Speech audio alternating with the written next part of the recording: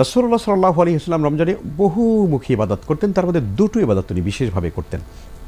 এটি সেই বুখারীতে এসেছে হাদিসটি, হযরত ইবনে আব্বাস রাদিয়াল্লাহু তাআলা আনহুমা থেকে হাদিসটি বর্ণিত। রাসূল সাল্লাল্লাহু আলাইহি ওয়াসাল্লামের অবস্থাটা ছিল এমন যে কানা রাসূলুল্লাহ সাল্লাল্লাহু আলাইহি ওয়াসাল্লাম আজওয়াদুন নাস, নবীজি সাল্লাল্লাহু আলাইহি ওয়াসাল্লাম তিনি সবচেয়ে বড় দানশীল ছিলেন। وكان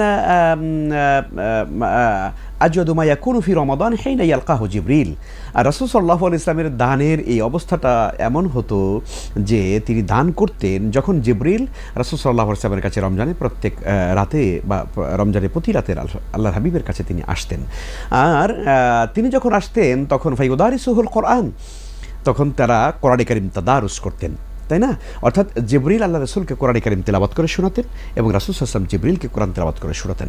এবং এই হাদিসের শেষের দিকে বলা আছে যে রাসূল সাল্লাল্লাহু আলাইহি ওয়াসাল্লামের দানের হাতটা এত প্রচণ্ডভাবে বেড়ে যেত, গতিটা বেড়ে যেত যে মিনার রিহিল মুরসালা, অর্থাৎ প্রবাহমান বায়ুর গতিটা যেমন ছিল তার চাইতে বেশি গতিতে নবী সাল্লাল্লাহু আলাইহি ওয়াসাল্লাম দানের হাত বাড়িয়ে দিতেন মাহে রমজানে।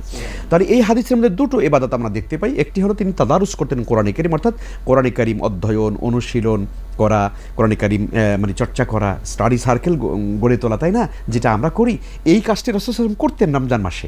জিবরিল রাসূলকে শোনাতেন, রাসূল সাল্লাল্লাহু আলাইহি ওয়াসাল্লাম জিবরিলকে শোনাতেন, আর বেশি বেশি দান করতেন। এই কাজটি রাসূল সাল্লাল্লাহু আলাইহি ওয়াসাল্লাম রমজান মাসে করতেন। কাজেই আমরা রমজানে দানের হাত আমাদের বাড়িয়ে দেওয়া উচিত এবং আমাদের অধিক পরিমাণে কোরআনে কারীমের তিলাওয়াত আমাদেরকে করা উচিত, কারণ কোরআনে কারীমের তিলাওয়াতই আসলে মূলত ব্যক্তিকে জান্নাতের ফয়সালা দিতে পারে।